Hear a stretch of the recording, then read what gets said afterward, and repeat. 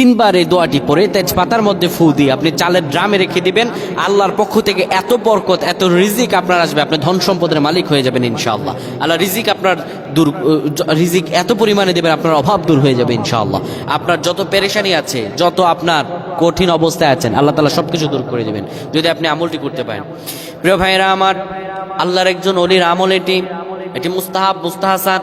যদি কেউ অনুভূতি নিয়ে করতে পারেন, আল্লাহ রাব্বুল আলামিন আপনার দোয়াগুলো কবুল করে নেবেন।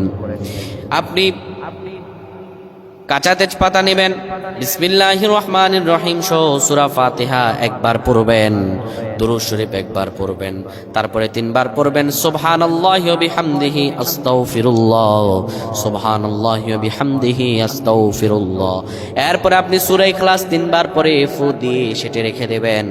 আল্লাহ আপনার রিজিকে এত পরিমাণে বরকত দান করবেন, এত পরিমাণে রিজিক দান করবেন, আপনি কোনোদিনও অভাবে পড়বেন না। আল্লাহ আপনার সব অভাবগুলো দূর করে দেবেন। সুবহানাল্লাহ।